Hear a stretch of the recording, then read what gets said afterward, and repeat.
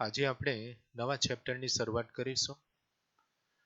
Physics part 2 chapter number 10 તરલના યાંત્રિક ગુણધર્મો mechanical properties of fluids. એમાં આજે આપણે ટોપિક્સ જે શીખવાના છે એ આ પ્રમાણે છે. તરલ એટલે શું? તરલ મિકેનિક્સના બે ભાગ કયા કયા? એમાં થ્રસ્ટ એન્ડ પ્રેશર, પદાર્થની ઘનતા, વિશિષ્ટ ઘનતા એટલે શું એની સમજૂતી આપણે મેળવીશું. તો શરૂઆત કરીએ પહેલા ટોપિકથી. તરલ એટલે શું? તરલ એટલે શું? જે વહી શકે તેમને તરલ કહે છે. જે વહી શકે તેવા દ્રવ્યને તરલ કહે છે. વાયુઓ અને પ્રવાહીઓ એ વહેવાનો ગુણધર્મ ધરાવે છે. આથી તેમનો સમાવેશ એટલે કે વાયુ અને પ્રવાહીનો સમાવેશ તરલમાં થાય છે. તેમની વચ્ચેનો મુખ્ય તફાવત એ છે કે પ્રવાહી અદબનીય છે, તેને નિશ્ચિત કદ છે અને તેને પોતાની મુક્ત સપાટી હોય છે. પ્રવાહી અદબનીય છે, તેને નિશ્ચિત કદ છે, જે પાત્રમાં ભરવામાં આવે તેના જેવો આકાર ધારણ કરે છે. તેને મુક્ત સપાટી એટલે કે પ્રવાહીને મુક્ત સપાટી હોય છે.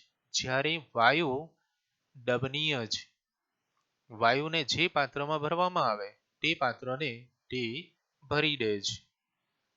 વાયુને પોતાની મુક્ત સપાટી હોતી નથી, પ્રવાહીને મુક્ત સપાટી હોય છે, જ્યારે વાયુને પોતાની કોઈ મુક્ત સપાટી હોતી નથી. આ રીતે વાયુ અને પ્રવાહી વચ્ચેનો આ મુખ્ય તફાવત આપણે લઈ શકીએ. તરલ પદાર્થ અને ઘન પદાર્થ વચ્ચેનો તફાવત જણાવો. તો ઘન પદાર્થનું કદ અચળ રાખીને આકાર પ્રતિબળ તેનો આકાર બદલી શકાય છે. તરલનો આકાર ખૂબ નાના મૂલ્યના આકાર પ્રતિબળ વડે પણ બદલાય છે.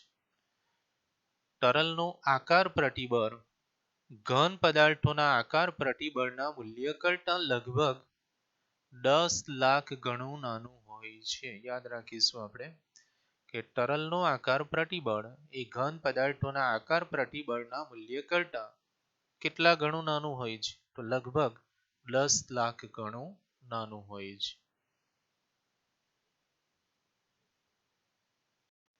તો એ તરલ મિકેનિક્સને મુખ્ય બે ભાગમાં વહેંચવામાં આવે છે. એક તરલ સ્ટેટિક્સ અને બે તરલ ડાયનેમિક્સ. તરલ સ્ટેટિક્સમાં શેનો અભ્યાસ કરવામાં આવે છે?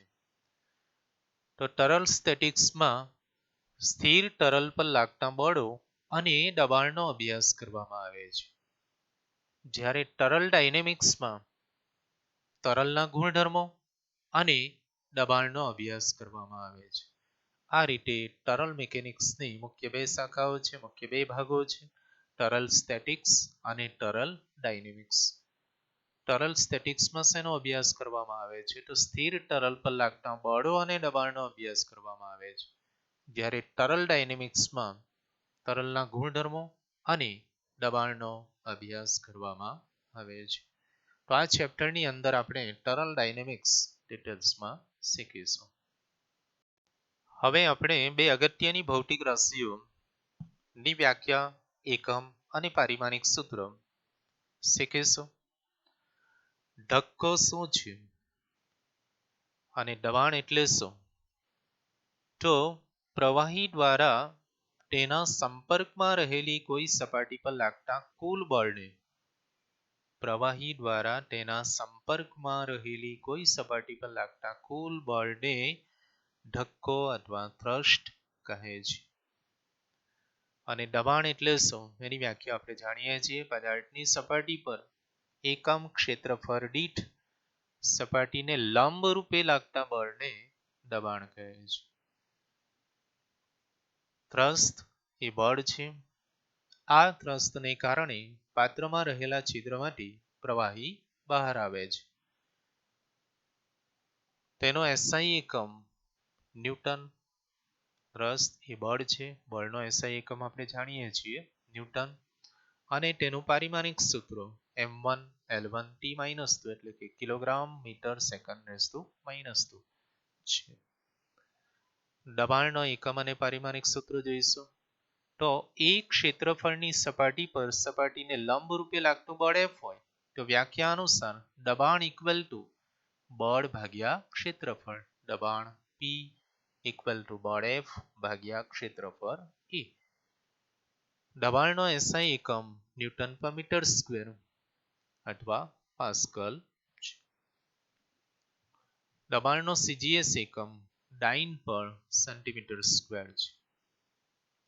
દબાણનું પારિમાણિક સૂત્ર m1 l-1 t-2 છે. તો આ રીતે થ્રસ્ટ એન્ડ પ્રેશર ની વ્યાખ્યા, એકમ અને પારિમાણિક સૂત્ર આપણે શોર્ટ ક્વેશ્ચન માટે યાદ રાખીશું. તો એ દબાણ હવે આપણે ડિટેલમાં જોઈએ. શરૂઆતનું આપણે જોઈ ગયા છે એની વ્યાખ્યા, એકમ અને પારિમાણિક સૂત્ર કે પદાર્થની સપાટી પર એકમ ક્ષેત્રફળ દીઠ સપાટીને લંબ રૂપે લાગતું બળ એટલે દબાણ. જો એ આડછેદના ક્ષેત્રફળ પર લંબ રૂપે લાગતું બળ F હોય તો દબાણ P equal to force divide by આડછેદ E. દબાણનો SI એકમ ન્યૂટન પર મીટર સ્ક્વેર એટલે કે પાસ્કલ. દબાણનો CGS એકમ ડાઇન પર સેન્ટીમીટર સ્ક્વેર અને તેનું પારિમાણિક સૂત્ર m1 l-1 t-2 છે. દબાણ એ અદિશ રાશિ છે. તો એ અદિશ રાશિ હોવાનું કારણ અહીં આપણે જોઈ લઈએ. કારણ કે પ્રવાહીમાં કોઈ પણ બિંદુએ લાગતું તરલ દબાણ દરેક દિશામાં સમાન મૂલ્યનું હોય છે, જે દર્શાવે છે કે તરલ દબાણને દર્શાવવા માટે કોઈ દિશાની જરૂર નથી. વળી દબાણ ઇક્વલ ટુ બળ ભાગ્યા ક્ષેત્રફળ. આ સમીકરણમાં અંશમાં આવતું બળ F સપાટીને લંબ અદિશ ઘટક છે, પરંતુ સદિશ બળ પોતે નથી. આમ દબાણ એ અદિશ ભૌતિક રાશિ છે. આ રીતે દબાણની વ્યાખ્યા, એકમ, પારિમાણિક સૂત્ર અને દબાણ પણ નોંધ લખો તો આટલું આપણે એમાં લખી શકીએ. તો આજનો છેલ્લો પ્રશ્ન, પદાર્થની ઘનતા અને વિશિષ્ટ ઘનતાની વ્યાખ્યા, એકમ અને પારિમાણિક સૂત્ર જણાવો. પરીક્ષાની દ્રષ્ટિએ 1 માર્ક માટે MCQ કે VSQ માં પૂછી શકાય એવો પ્રશ્ન છે. તો ઘનતાની વ્યાખ્યા જોઈએ. પદાર્થના એકમ કદ દીઠ દળને પદાર્થની ઘનતા કહે છે. જો પદાર્થનું દળ m અને કદ v હોય તો તેની ઘનતા ρ ઇક્વલ ટુ દળ m ભાગ્યા કદ v. એટલે આ ઘનતાનું સામાન્ય સૂત્ર થયું, ρ ઇક્વલ ટુ m/v. ઘનતાનો SI એકમ દળનો એકમ કિલોગ્રામ અને કદનો એકમ મીટર ક્યુબ એટલે kilogram metre raise to -3. Sorry, મારી અહીં ભૂલ થઈ છે. અહીં -3 નહીં પણ +3 હોવા જોઈએ. કિલોગ્રામ પર મીટર ક્યુબ +3 અને CGS એકમ ગ્રામ પર સેન્ટીમીટર ક્યુબ. ઘનતાનું પારિમાણિક સૂત્ર m1 l-3 t0. m1 l-3 t0 છે. ઘનતા અદિશ ભૌતિક રાશિ છે અને ઘનતા હંમેશા ધન જ હોય છે. હવે જોઈએ આપણે વિશિષ્ટ ઘનતા અથવા સાપેક્ષ ઘનતાની વ્યાખ્યા. તો પદાર્થની ઘનતા અને 4 ડિગ્રી સેલ્સિયસ તાપમાને પાણીની ઘનતાના ગુણોત્તરને પદાર્થની ઘનતા અને 4 ડિગ્રી સેલ્સિયસ તાપમાને પાણીની ઘનતાના ગુણોત્તરને પદાર્થની વિશિષ્ટ ઘનતા અથવા તો સાપેક્ષ ઘનતા કહે છે. માટે વ્યાખ્યા અનુસાર સાપેક્ષ ઘનતા ઇક્વલ ટુ પદાર્થની ઘનતા છેદમાં 4 ડિગ્રી સેલ્સિયસ તાપમાને પાણીની ઘનતા. સાપેક્ષ ઘનતા ધન ભૌતિક રાશિ છે, અદિશ છે અને પરિમાણ રહિત ભૌતિક રાશિ છે. એલ્યુમિનિયમની ઘનતા 2.7 × 10³ કિલોગ્રામ પર મીટર ક્યુબ આપેલ છે. તો એ એલ્યુમિનિયમ માટે સાપેક્ષ ઘનતા શોધીશું આપણે, સોરી વિશિષ્ટ ઘનતા અથવા સાપેક્ષ ઘનતા શોધીશું. તો 4 ડિગ્રી સેલ્સિયસ તાપમાને પાણીની ઘનતા આપણે જાણીએ છીએ 10³ કિલોગ્રામ પર મીટર ક્યુબ. તો વિશિષ્ટ ઘનતા ઇક્વલ ટુ પદાર્થની ઘનતા છેદમાં 4 ડિગ્રી સેલ્સિયસ તાપમાને પાણીની ઘનતા. ગુણોત્તર લઈએ તો 2.7 into 10³ upon 10³ એટલે આન્સર આવશે એલ્યુમિનિયમની સાપેક્ષ ઘનતા 2.7 મળશે. અહીં આપણે આ જરાક ભૂલ થઈ છે, સમજી લઈશું, કિલોગ્રામ પર મીટર ક્યુબ.